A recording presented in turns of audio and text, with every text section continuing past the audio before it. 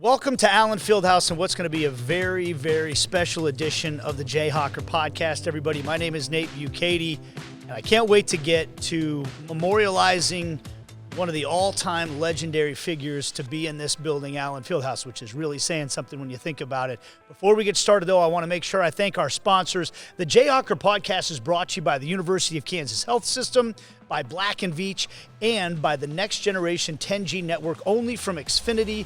The future starts now. And we also want to welcome in our newest sponsor to the program, Easton Roofing, your trusted experts in commercial and residential roofing and gutters. Check them out at eastonroofing.com. Easton Roofing, where integrity matters. Okay, I'm going to welcome in our two special guests. I'm very honored to say longtime friends and coworkers as well, as we're going to talk about the life of Bob Davis. To my right is a man who's has to have worked as many games, at least those that are still with us, that's worked as many games with Bob Davis as anybody, and David Lawrence from the Jayhawk Network. How are you, David? Yeah, I'm well. Yeah, 22 of his 32 years. Wow. I was able to be a part of it. Yeah, I carried the bags back when I was a younger man, and for Bob and Max, worked sideline and doing pre and post in basketball, but just honored to be a part of it with him. And a man to my left that knew Bob Davis for his entire life, literally. Stephen Davis, Bob's son, who's a part of the Jayhawk Network in many capacities here in Lawrence right now as well. Stephen, it's good to have you, man. How are you? I'm doing all right, Nate. Thanks for having me. It's fun to be on with you. I've been on the air with David before. We call the KU women's basketball games at home together. I'm not sure you and I have ever been on anything together at the same time where we were both on air. We've worked simultaneously a lot of places, but this might be a first for us. You know, since this is going to be the type of podcast where I think we're just going to stream of conscious tell stories, this isn't about us, but since you brought it up, you know what it reminds me of? We did some play-by-play together. We did. But it wasn't on the air, was it? The first time I ever sat behind a microphone, I believe. So do you want to tell that story? Sure. Because, to start, my dad made broadcasting look pretty easy. And it was the last thing I thought I would ever do. And then right before my fifth and final year at KU, decided I ought to figure out what I wanted to do when I graduated. And, hey, since I'd always told him broadcasting was easy, decided to give it a shot. Long story short, you find out you got to make some tapes, see if you're any good at it, see if you can try to get a job. So with my dad working for the Royals at the time, some connections, and it was, okay, come sit in the press box at an empty booth at a Royals game, call a game. There's another guy who likes to do that once in a while, too. Maybe you could sit with him and do it. Well, it turned out it was Nate Bukaty. So the very first time I ever did anything into a microphone, it's into a tape recorder, and it's Nate and I calling, I believe it was Royals and Angels. Wow. And I remember this because David Eckstein was the leadoff hitter, and Nate launches into a story about David Eckstein, and I'm going, whoa, I'm a little overmatched right now. This is going to be a long night for me. Leave it to me to launch into a long story. That certainly is on brand. That's impressive you remember the team, but boy, that was a couple years ago now. So a lot of Jayhawk fans probably know, but fill us in on what all you're doing these days, because it's a lot. It's a variety of things. KU women's basketball, radio, full season, big time in the KU women's program. A lot of exciting things ahead. Look into the future with what Brandon Schneider's got going there. I do a little bit everything else for KU when available. If they need me, doing some baseball right now on TV before I head out, which I'll explain in a moment. Did some of the men's basketball games on TV early in the year as well. And have a blast doing those. And then my main job, believe it or not, is actually not around the Lawrence or Kansas City area. Minor league baseball for the Arkansas Travelers in the Texas League out of Little Rock. As soon as April hits, I head down to Little Rock and essentially base out of there for 6 months and travel around with a really good AA baseball team and have some fun with that. I want you to hear all that because this is the life of a sports broadcaster. You piece everything together. You take the gigs that you can get. You travel. You're away from your family, and I know you've got a big family to take care of as well. It's kind of fun to think back that it all started us sitting in a booth, doing it into a mini disc recorder that we would give to maybe your dad and Ryan Lefevre and see what they thought at the time. So it's great to see Stephen doing so great. When did you start working with David Lawrence? When was your first year with him? Well, yeah, didn't grow up in the radio field. I always thought I wanted to be a coach. Got involved with Tom Hedrick, your mentor, in 1982, an opportunity to call Kansas football, stepped away to coach high school, and then got an invitation to come and join Bob and Max and Bob Newton, and that was 1994, and it was a great way to officially, tip off your radio career and work with pros like yourself and Josh Klingler, and what a perfect world I've been in to start with Bob Davis, and I'm going to get to finish with Stephen Davis. And they are alike in a lot of ways. Stephen is not as funny as Bob off the air. Nobody is. No one is. No one is. And that's he is the funniest man I've ever known, but Stephen is great at what he does. You've got so much of your mom and dad in you. I mean, and I guess that's how it usually works, right? Hopefully. Yeah. So I'm almost struggling even where to begin with this, and I guess I'll start with you, Stephen, since you knew him from the start. You posted a picture on social media, a series of pictures of you and Bob together, and one of them was, I think, at a Hawk Talk show or something where you're a little kid and you got the headphones on, and Bob has the headphones on. And in the 14 years that I spent doing the play-by-play for the KU women's basketball team, when my oldest son was about 5 years old, I've got an almost identical picture of my son sitting next to me with the headset on, helping me hook the gear up and all that stuff.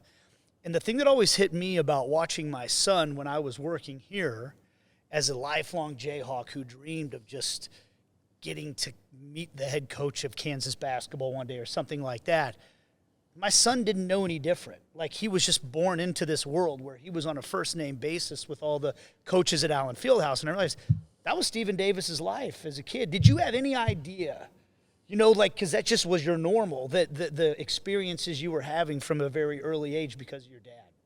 No.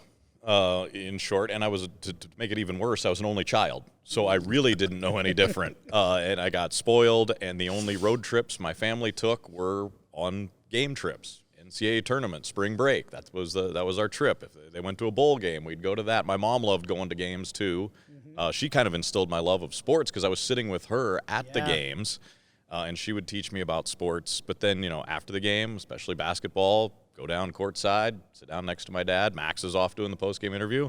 Plop the headset on, look at the stat sheet. Like, what else was there to do? So that was all I knew. It just, Larry Brown was just another guy I got to talk to in those days. Didn't know he was Larry Brown, maybe the greatest coach to ever carry a clipboard. It's wild to look back on those experiences. And I was going to Hawk Talk before it was a public event, when it was just in the KLWN studios. And I'd sit on the other side of the glass with Bob Newton while they'd do the show over in the private little studio. And I like to say I've been to more Hawk Talks than anybody else because I had about 5 years of that.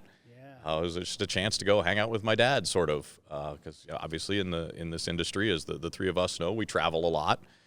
So that was a way to be around my dad. But yeah, as you said, this was all I knew. My dad got the KU job right before I turned 3.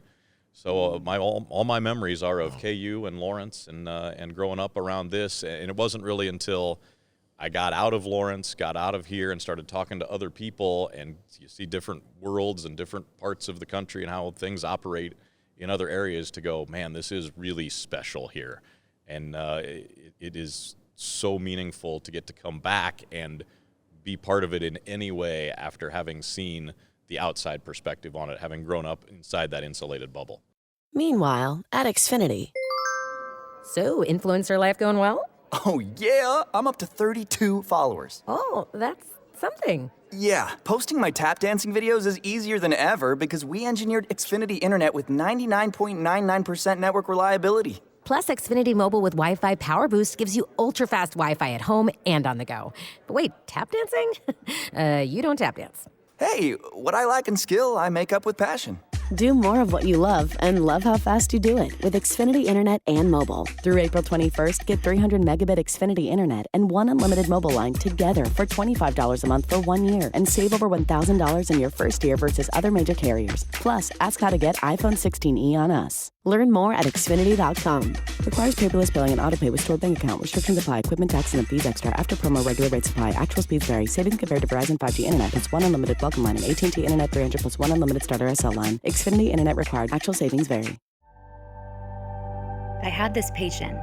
His cancer treatment had him in the hospital for a while. One day, he was telling me about his grandson and how a big night was coming up for him. So we arranged to make it a big night for my patient too. I sometimes wonder if I'm doing all I can. Then I help make a moment like this possible, and I know I am.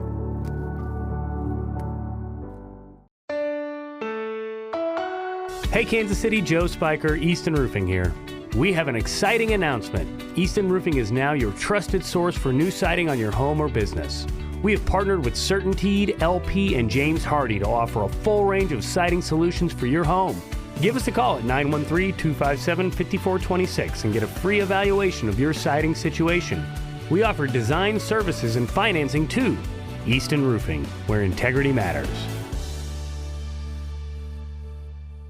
You were a star athlete here. Yeah. But when did you first know who Bob Davis was? You know, like what was your experience in terms of before you even met him as a person? When did you learn about who Bob Davis was? Well, every time he gets on the air, I mean, and lays a highlight, it's memorable. And think about the time, 1984, TV was around, but you didn't get all of your KU info from watching television. Most of it was on the radio, and I was doing games for about 5 years before I had the invite on Sunflower Cable. So at the home games, I would see Bob, we would talk, and but just listening to, you know, the stuff he would cut, because it gets replayed, and Bob's sound just sticks with you. I mean, first of all, goosebumps. Yes. Right? I mean, who gives goosebumps out? And secondly, I mean, those memorable calls, you just don't forget them. I knew that I wanted to be a sports broadcaster since I was about in 6th grade. But I was a brainwashed fourth-generation Jayhawk. My parents had me coming to games when I was a little kid, and they just revered anybody that was associated with Kansas basketball. And football. We, had family members that had played football at KU, and we would come to the games. And as you said, back in those days, in fact, I would say the majority of the KU football games were not on television. Right. One of the biggest memories I have of a Bob Davis call was the year that Glenn Mason's KU team with a freshman running back had Nebraska beat, right? In the 2-point conversion that didn't go, that they didn't convert. I listened to that entire game on the radio in the living room of my house, and I didn't move. And every single image was brought to me from Bob Davis's, booming voice. Right. When a big play happened, there's nobody that could capture it. So for me, he was an iconic figure before I ever had a chance to meet him face to face. And that's the biggest thing that I want to communicate when we have these stories is there's that old saying that you should never meet your heroes. Because they're going to disappoint you. Right. Like you build somebody up in your mind, they're going to be this incredible person, and then you meet them and they turn out not to be anything like what you thought they were going to be. Bob Davis is absolute refutation of that statement because he was a hero of mine, and then I met him, and he went up in my esteem after getting to know the person. I don't know that I can pay a higher compliment than that. So I'm going to tell my story, and then we're going to get into some specific stories. The first time, do you know the first time I ever worked on the Jayhawk network for a football or basketball game? You actually were not. It was because you were doing television that day. Was that at Kansas State? It was at Kansas State. I think it was Terry Allen's last game. Yeah, I remember. We botched the coin flip, if you remember, and had to kick off twice in that game. But David was doing the pay-per-view. They put it on a television pay-per-view broadcast. So they called me up.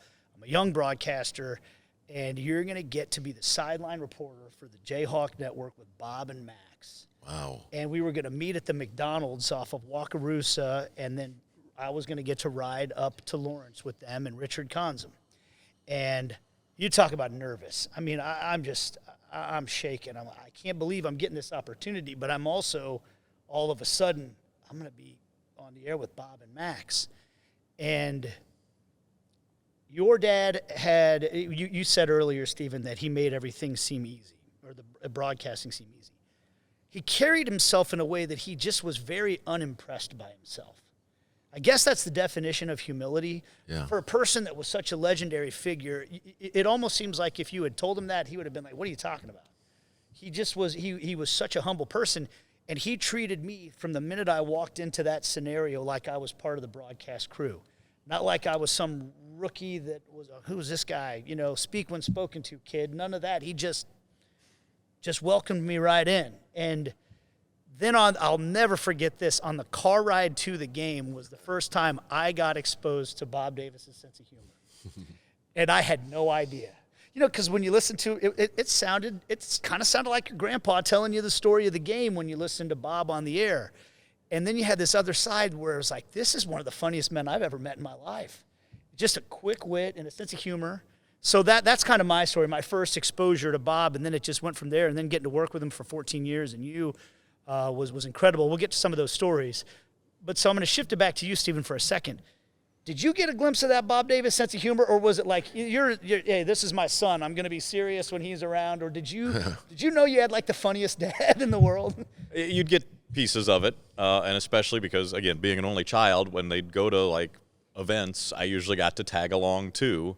So I would see some of it, obviously more as I got older, once I got above PG-13 level or when you hit a certain age. But the story that sticks with me, and it has nothing to do with KU, was when my dad was doing the Royals, and I was fortunate enough to get to go on some trips, and we were somewhere, and I forget if the game was in Kansas City or on the road somewhere, but it was my dad and probably Paul Splittorff and some of the TV crew, and they're all just, my dad's doing his thing and talking, and everybody's laughing.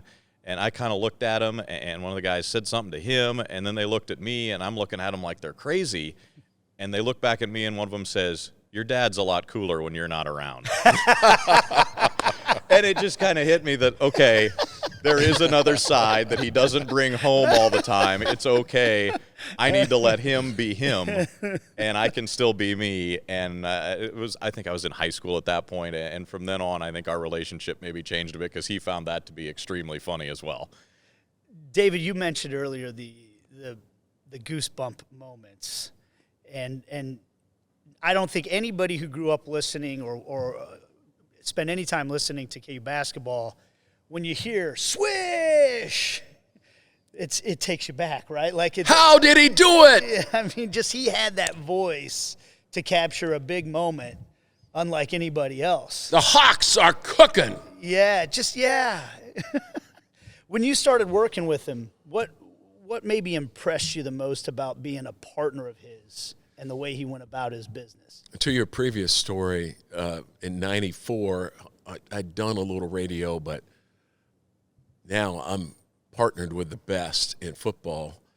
And I said, Bob, give me some pointers. You know, I didn't grow up in the J school. And of course, he wanted to calm my anxiety. And to your point, he doesn't look at it like it's a big deal. He says, David, there's 3 rules. And if you do these 3 things, you'll be fine. Okay, well, I want to know those. He says, number 1, get in and out of breaks on time. Got it. Okay. Number 2, honor all your sponsors. Okay, I can do that. Number 3, don't say that word. Okay? Don't say any cuss words. Yeah, and particularly that word. And I said, you know what, Bob? I got that, you know, and thanks for making that so easy.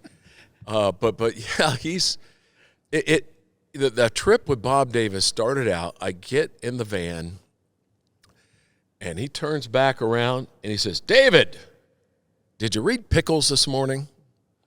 And he said that every time. Of course, I never read Pickles, the comic strip. And he would commence to tell us about a Pickles, and a minute later, everyone in the van is just laughing and can't get over it. And you know, it doesn't have to be dirty for Bob Davis to make it funny. And that's the way it is all the way, all through the trip. And, of course, he would have his cherry Coke when we stopped, and we'd have to go to a greasy place to eat dinner per Bob and Max. And then, you know, the game day, sometimes I even had a headache. I was laughing so much. And then all of a sudden, it's time to start. And he says, "Hello again, everybody. With Max Falkenstein, producer engineer Bob Newton, I'm Bob Davis." And there it goes. And it's just, there was nothing scripted out. I mean, we radio people, because we can, it's kind of nice to have everything written out so we don't forget, you know, sponsors or quarterbacks or coaches or matchups. He never had anything. And it came off smoother because he didn't. And he was a pro. And I always wonder, did he get that because he cut his teeth doing 8 games a week at Hayes? And I think 16 years at Hayes, I believe it was. Yeah. And of course, part of that was it. But I just think he had something special. I don't think, you know, you can become Bob Davis from doing 100 years of radio. A lot of it, he was just a natural at it. But yeah, he worked really hard previous. Yeah, it's funny that you say that because, when I started working with him at the news radio station in Kansas City and I'd see him do the morning sports, and I'm wanting to get into this business, and I'm thinking to myself, how is he so comfortable on air? And there is truth. I think you would agree with this, Stephen. That you both would probably agree. You do get more comfortable. You get reps. Yes. In any industry in life, the more reps you get, the more comfortable you get. But he was also just a man who naturally was comfortable in his own skin, which leads me to another thing that I just remember when I got to meet Bob and be around him that I was so blown away by was he knew everybody. Bob Davis knew everybody in this town, but he knew everybody everywhere. And I remember, you know, when you're in the business and you're young and you're ambitious, you're thinking, I got to make some connections. I got to meet some people. I got to find who runs this station and who does that. And I don't know who anybody is. And this guy knows everyone. Not only does he know who they are, he's friends with them. And I remember thinking at the time, I'm never going to be able to know that many people.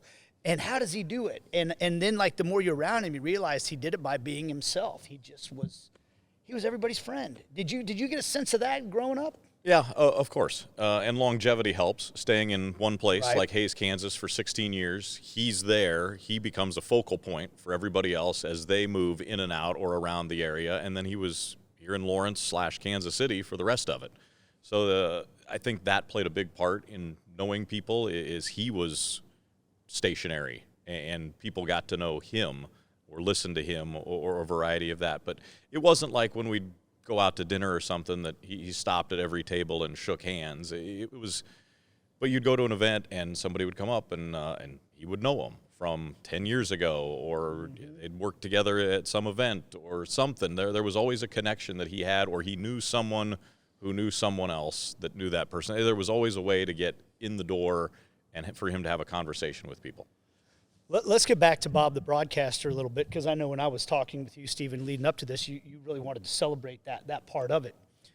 As a person who's now doing the same thing.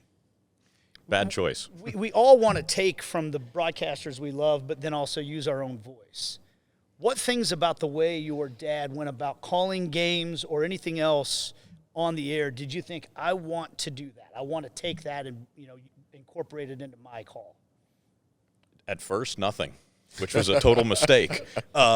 Typical son, right? Like, exactly. my son doesn't This want was to the be last thing like I wanted me to do. right now. That was the guy I wanted to be the least like. Right.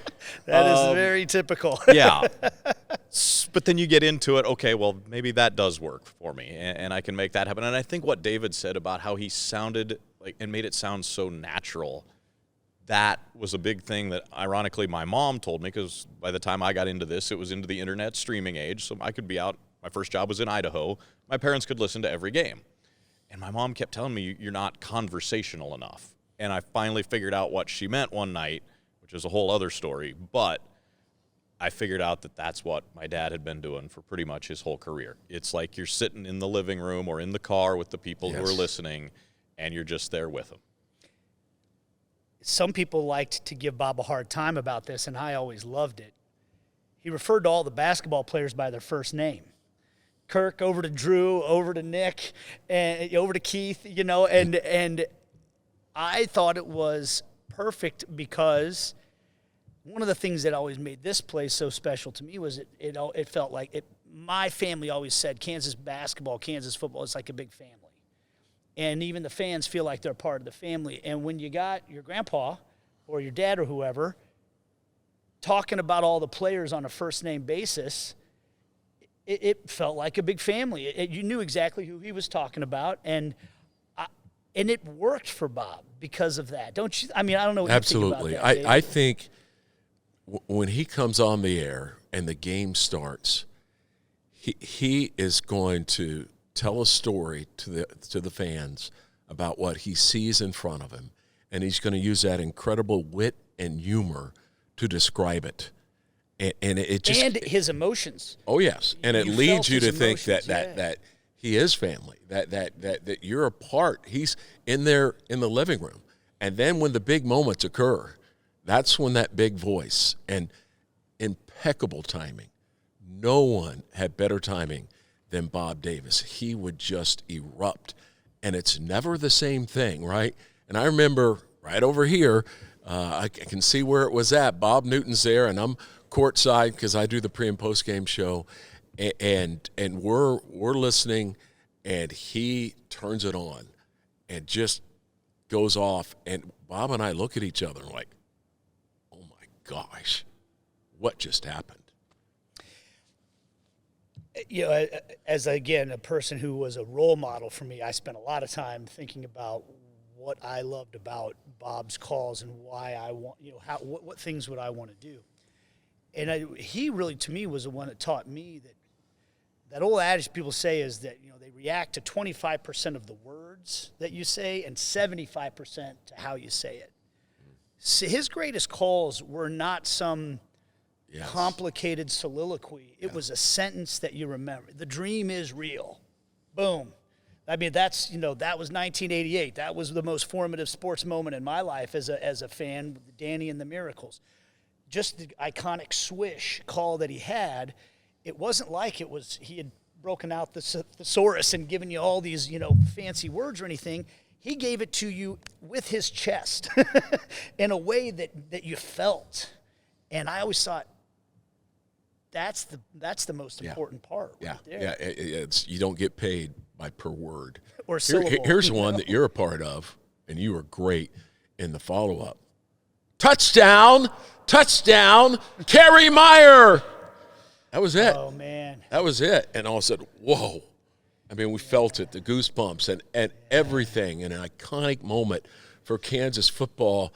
And it was literally 2 words and a name, and no one ever forgot it. But the way he said touchdown illustrated the shock, the surprise, the history. We're never going to forget this moment. All those things were said in the way that he said it.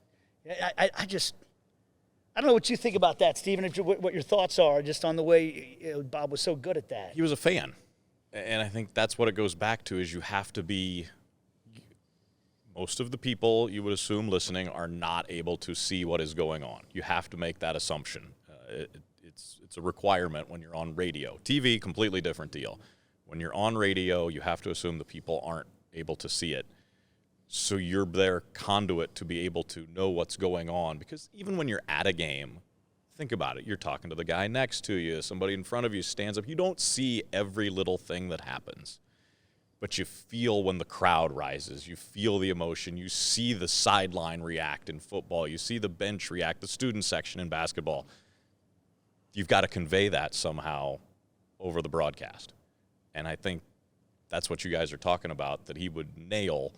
And the words are part of it, but the emotion and the goosebumps, and the one I remember is I was fortunate enough to be spotting for my dad that day at the Orange Bowl. Aqib Talib's interception early in that game. Pick 6. Yep, and I didn't even know my dad knew the word high steppin', but he used it in the call. And we're all just like in shock. I'm going numb, and he's continuing to talk, and I'm like, okay, that's amazing to keep that poise in this moment in that situation. We're remembering the life of Bob Davis, an absolute Kansas legend, which is sometimes the word legend gets thrown around, and this is the definition of it. I mean, this is the definition of what we're talking about right now. And if you're watching this and you're this far into the podcast, you have as many memories about the things that Bob Davis had to say as we do. So I'm hoping that you maybe enjoy some of these stories and behind-the-scenes stories. A couple things that I want to share that I remember. The first one, and I've said this on social media a little bit, but it stands out to me the most. We've already talked about his humility. You and I were at the Kansas Association of Broadcasters induction. I assume you were there, too. I was there. But we rode together in the car. I remember that, but I just remember the thing that I'll never forget was when Bob got up to speak and accept his induction into a Hall of Fame. He talked about you. Yeah. He talked about me. He talked about his family. He talked about Bob Newton. He might have spared 3 words for himself. Yeah. You know, he didn't talk about himself. He didn't brag about all the things he'd done. He didn't give his resume off. He talked about all the people around him. So I always remember that. Another thing I remember, when I got the pleasure of traveling with him and Paul Splittorff for the Royals for about 4 years, that was really fun because in baseball you spend a lot of time together. You know, in basketball you're gone for a couple days and then you're back home. But in baseball you're gone for a 10-day road trip and you go to lunch together every day in a different town and really get to know somebody. But it's also a grind. Baseball's a grind, I don't need to tell you. Every day you're on a bus, you're on a plane, you're in a hotel. You can't remember what room you're in because you're on your 4th hotel room in the past week. And I remember getting on the bus one day. And I was just feeling tired from all of it. And I said to Bob, do you ever get tired of this? And just all this? And he looked at me like it was the dumbest question that anybody had ever asked him. And he didn't make that face very often, you know. And he looked at me and he said, tired of what?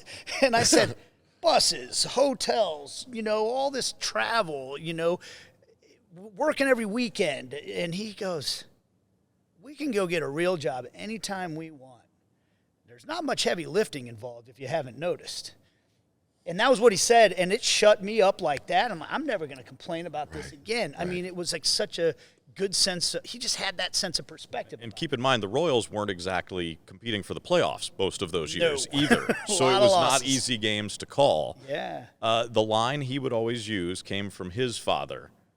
We'd go driving down the highway, and there'd be like a construction crew working. And he'd say something to the effect of, those guys are actually doing work. Mm-hmm. We're going to call a game. Mm-hmm. Or, hey, you could be digging a ditch if you don't want to do this. And the question he would always ask me, and it got to be kind of a back and forth as he was getting later in his career, he would always ask me, are you having fun calling these games? And, well, of course, is the answer. Like, this is great. This is awesome. I'm having a blast. And he would always say, as soon as you're not having fun doing it, that's when you get out. Wow. And I think he had fun all the way to the end of his career, but he also knew it was time to step aside when he stepped aside. But he would just always ask me, even to the day, a few weeks ago even, are you having fun still? Yeah, I am. Okay. Just slip it in there real quick just to make sure.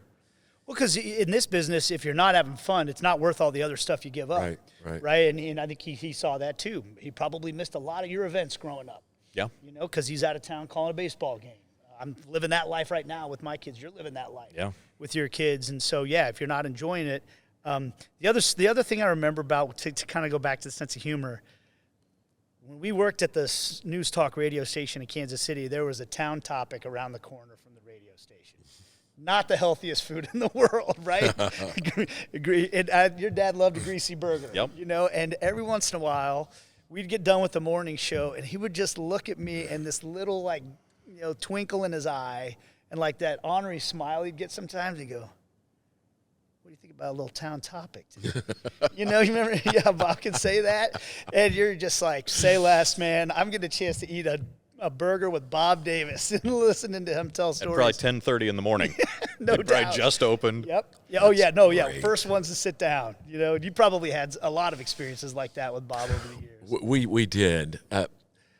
I wanted to bring up something that has not been talked about much. That I think, if I was to look at some of the greatest attributes of Bob, I would go back to when he got the job. Now, you guys are both play-by-plays, and play-by-plays. It's kind of natural to have a little ego involved in this, a lot of confidence, certainly some swag. So he gets the job coming up from Hayes, and then he is told at some point that, okay, your analyst has never played or coached basketball or football, and he kind of wants a lot of attention. What would you think as a play-by-play? His name's up there, by the way. Yeah, We're talking about Max, a legendary we're talking guy. about the legendary Max. So, as perfect as that relationship was, and we go back, it happened because Bob Davis didn't have an ego, and he was able to celebrate Max and throw him things historically about Kansas basketball that he can answer, about Kansas football, and really kind of make Max the celebrity.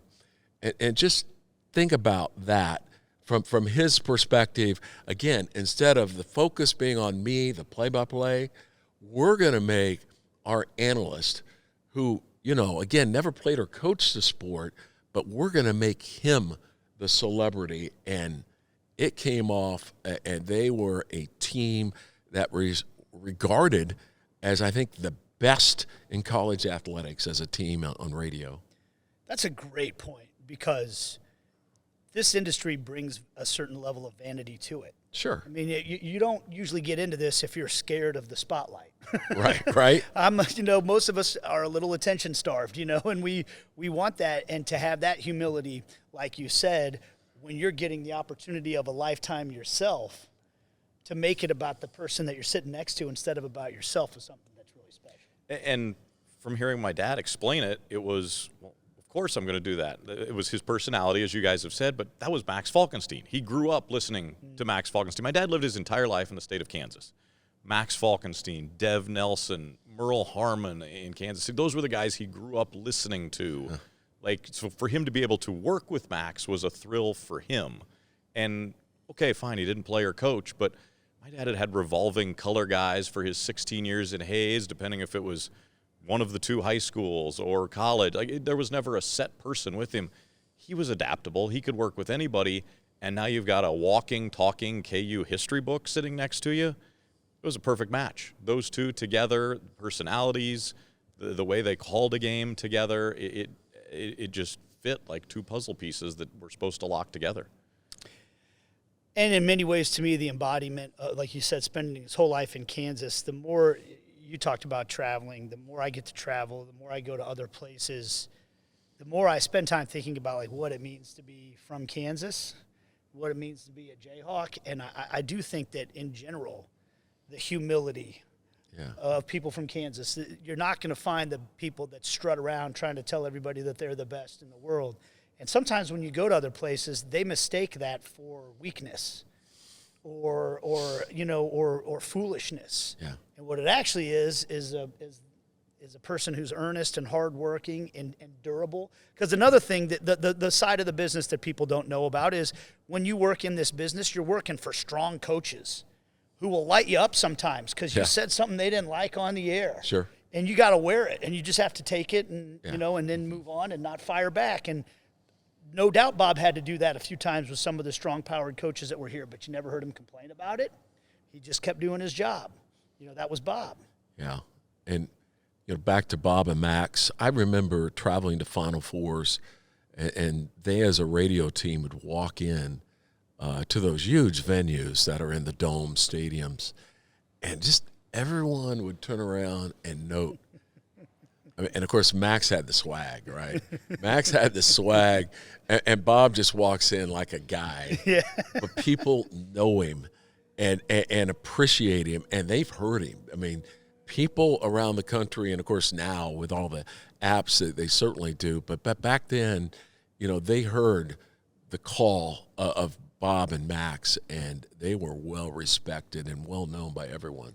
Okay, so to wrap things up, I'll give you one final thing. If there's something either that you would want people to know about Bob that you haven't already shared, or if there's just another memory or call that stands out to you the most when you think about Bob Davis and his time at Kansas. Well, yeah, I mentioned the thing about the way he turned what could have been a difficult situation working with a guy that wasn't an analyst and made them the best radio team in the country. And it all happened because of Bob's unselfishness and not wanting to be the forefront superstar, that I'm going to make this guy, the funny guy, and have the punchlines and just be a team player. And look what that did for the University of Kansas and the legacy of not only himself but also of Max Falkenstein. I mean, I just think that was not talked about enough, and that's what I think singles him out probably as much as anything I know. But his calls, as we've talked about throughout, the goosebumps, the memories, and you don't need the pictures. We don't need the physical presence of Bob Davis. All we have to do is think back in our minds of those great calls and how it made us feel. Stephen, what would you want people to know? Maybe something that they don't know about your dad, or just something that you get. I want you to have that final word of what your thoughts on Bob Davis. Well, it's really tough to top what David just said. I don't feel like he was someone that was hard to get to know. So I feel like people have a pretty good idea who he was, even if they didn't know him. And I think that's part of the magic, is that people who didn't even know him felt like they knew him. And I think this is probably pretty obvious to most people, but he absolutely loved doing this. This was his lifelong dream from when he was a little kid, and got to do it at a place that was home, essentially, Kansas, and to do it for the Jayhawks, and to work for the people he worked for, the coaches he worked with, the players that he covered. I think it was literally a dream come true for him, and I think he loved every second of it, and I think it was pretty obvious, win or lose, that he was happy to be there and happy to tell the story, and loved and cherished every second that he got to do it. Beautiful stuff. I'll finish it with this. For Father's Day last year, my son gave me this book. It's called Dad, Tell Me Your Story. Yeah. It's a questionnaire. It's kind of popular. People have been sending it to their dads, and it's all kinds of questions about how you grew up and everything. But the section I was just filling out the other day was big picture life stuff. And one of the questions was, how do you define success? And, man, I loved that question because I think that maybe thinking intentionally about that's going to determine whether or not you are a success in your life. First of all, what do you think success is? And for me, I don't know if this is my answer. I don't know if it's the right answer or not, but I said, if when my life is over, there are more people who say my life was better because he was here than say my life was worse because he was here, I had a successful life. If you're measuring people by that standard, Bob Davis was an incredible success. All of us sitting here, obviously, our lives were greatly impacted by him. But if you're watching this, your life was richer because Bob Davis was here.